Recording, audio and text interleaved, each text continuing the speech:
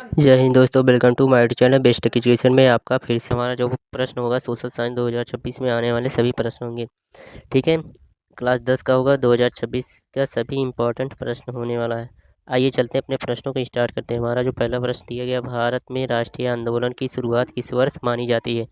क्या पूछा गया, भारत में जो राष्ट्रीय आंदोलन की शुरुआत हुई थी कब हुई थी? ऑप्शन दिया गया 1857, 1885, 1905 और 1920। हमारे पास 4 ऑप्शन दिए गए। हमारा जो सही आंसर हो जाएगा वह हो जाएगा 1885। क्या हो जाएगा? 1885 ईस्वी में राष्ट्रीय आंदोलन की शुरुआत हुई थी। ठीक है, 1885 ईस्वी में। हमारा जो सही आंसर हो जाएगा वह हो जाएगा बी ऑप्शन, करेक्ट आंसर 1885 ईस्वी। ठीक है, आगे दिया गया हमारा प्रश्न, असहयोग आंदोलन क्या है? असहयोग आंदोलन किस वर्ष प्रारंभ हुआ? बहुत ही इंपॉर्टेंट प्रश्न, आपके एग्जाम में आने वाला प्रश्न। ठीक है, ऑप्शन दिया गया 1915, 1917, 1920 और 1922। ठीक है, हमारा जो सही आंसर हो जाएगा असहयोग आंदोलन हो जाएगा 1920 ईस्वी में शुरू हुआ था। ठीक है, किस में शुरू हुआ था? 1920 ईस्वी में हमारा असहयोग आंदोलन शुरू हुआ था। ऑप्शन सी आपका जो हो जाएगा करेक्ट आंसर हो जाएगा 1920 ईस्वी। आगे दिएगा प्रश्न तीसरा हमारा है, दांडी मार्च का नेतृत्व किसने किया था? तो दांडी यात्रा, ठीक क्या है, दांडी यात्रा का नेतृत्व किसने किया था? ऑप्शन दिए जवाहरलाल नेहरू,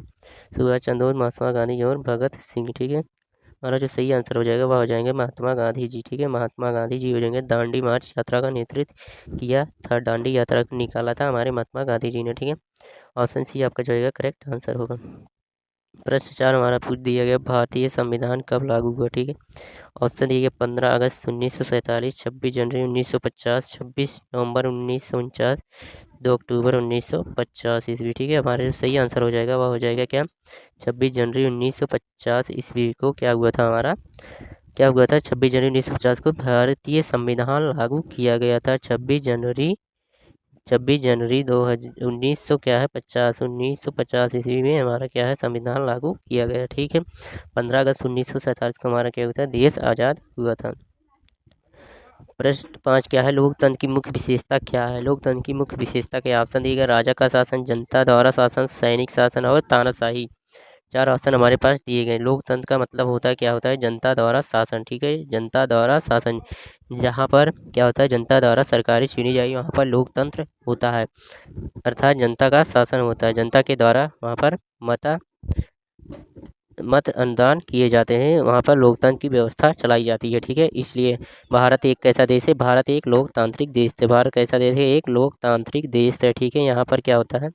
लोकतंत्र के द्वारा सत्ता चुनी जाती है। ठीक है, आगे की ओर चलते हैं। हमारा प्रश्न 6 क्या है, भारत का सबसे बड़ा राज्य क्षेत्रफल के अनुसार कौन सा है? क्या है? सबसे बड़ा राज्य पूछा गया क्षेत्रफल के अनुसार से कौन है? ऑप्शन दिए गए उत्तर प्रदेश, महाराष्ट्र, राजस्थान और मध्य प्रदेश। हमारा जो सही आंसर हो जाएगा वह हो जाएगा राजस्थान। राजस्थान क्या है? क्षेत्रफल के दृष्टि से सबसे बड़ा राज्य माना जाता है।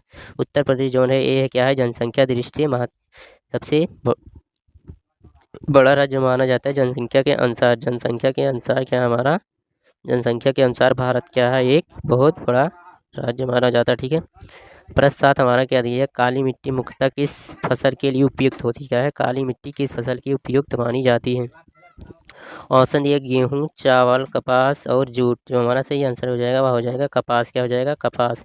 कपास की खेती के लिए हमारा क्या होता है? काली मिट्टी सबसे उपयुक्त मानी जाती है। ऑप्शन सी आपका जो है करेक्ट आंसर हो जाएगा। ठीक है, आगे चलते हैं। हमारा प्रश्न दिया गया, भारत में सबसे अधिक वर्षा कहाँ होती है? भारत का ऐसा कौन सा स्थान है जहाँ पे सबसे अधिक वर्षा होती है?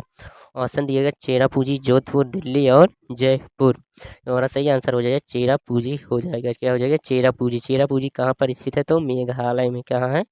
मेघालय के चेरापूंजी में सबसे ज़्यादा वर्षा होती है। लगभग यहाँ से कितनी वर्षा होती है? 100 से 200 सेंटीग्रेड तक होती है। 100 से 200 सेंटीमीटर तक वर्षा यहाँ पर होती है। ठीक है, सबसे अधिक वर्षा क्या होती है? तो चेरापूंजी।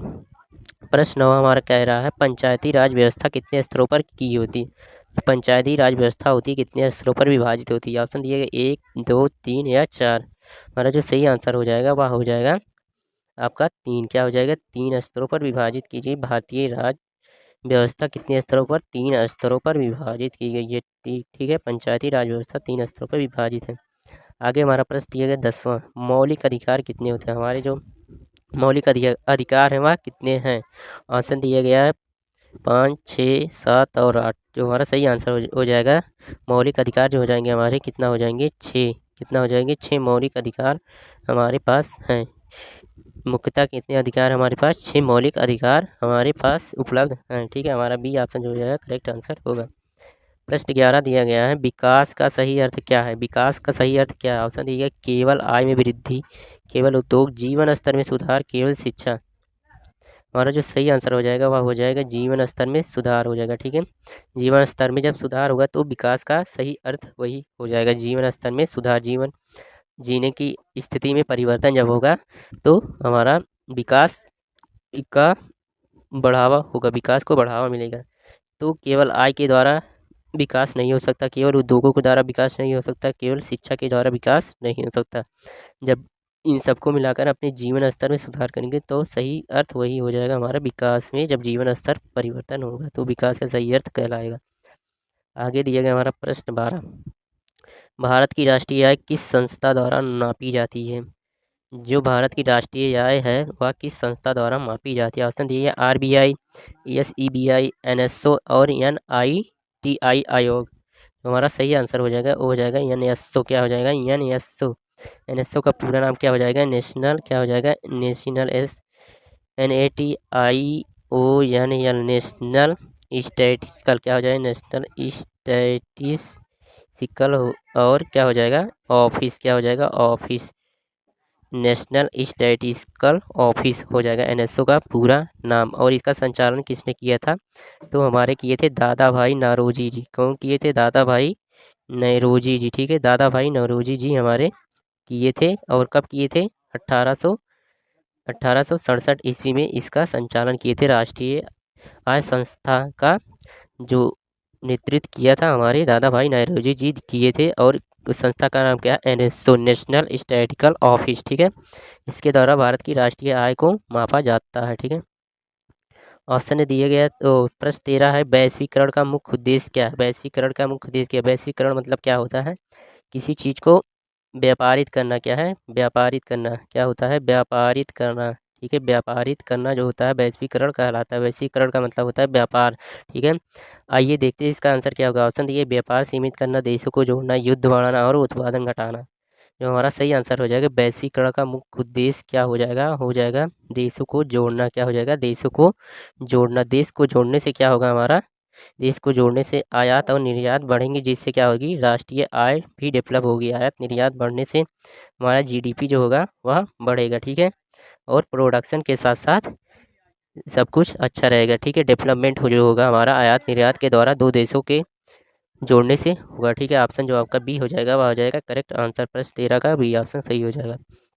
प्रश्न 14 दिया गया हमारा, हरित क्रांति का संबंध किससे है? क्या हरित क्रांति का संबंध किससे है? ऑप्शन दिए गए उद्योग, कृषि, शिक्षा और स्वास्थ्य। हरित क्रांति जो बेसिकली होता है हमारा कृषि के द्वारा ही लिया गया। हरित क्रांति क्या है? कृषि के द्वारा लिया गया। हरित क्रांति इसके द्वारा लिया गया। हरित क्रांति कृषि उत्पादन में जब वृद्धि हुई तो उसे हरित क्रांति का नाम दे दिया गया। ठीक है, कृषि में उत्पादन जब होता है तो उसे हम हरित क्रांति के नाम से जानते हैं। ठीक है, सबसे ज़्यादा उत्पादन जब गेहूँ का हुआ था, गेहूँ उत्पादन में, तो वहाँ से हमारा कौन सी क्रांति आई? हरित क्रांति का शुभारंभ हो गया। ठीक है, प्रश्न 15 हमारा क्या है? भारत में मताधिकार की आयु क्या है? भारत में जो मत देने का अधिकार क्या है? जो वोट डालने का अधिकार है। सभी लोग क्या यहाँ पर एक सिटीजन है, नागरिक हैं। सभी लोग को अपना मत देने का अधिकार, वोट देने का अधिकार है। ठीक है, उसकी अधिकतम समय सीमा कितनी होनी चाहिए? मिनिमम समय सीमा, आयु सीमा क्या होनी चाहिए? ऑप्शन दिया गया 21 वर्ष, 20 वर्ष, 19 वर्ष और 18 वर्ष। ठीक है, मतलब जो सही आंसर हो जाएगा वह हो जाएगा 18 वर्ष। 18 वर्ष की अगर आप हो जाते हैं तो आप एक क्या है? सिटीजन काउंटिंग होंगे। ठीक है, सिटीजन होंगे और आप वोट डालने के योग्य हो जाएंगे। ठीक है, आपका वोटर ID बन जाएगा तो आप वोट डालने के योग्य माने जाएंगे 18 वर्ष की एज में। ठीक है, तो आई होप आप लोगों को पूरा वीडियो समझ में आया होगा। ऐसी हमारी नई वीडियो पाने के लिए बेस्ट एजुकेशन यूट्यूब चैनल को जाकर आप सब्सक्राइब कर लीजिए। मिलते हैं नेक्स्ट वीडियो में। धन्यवाद, थैंक यू।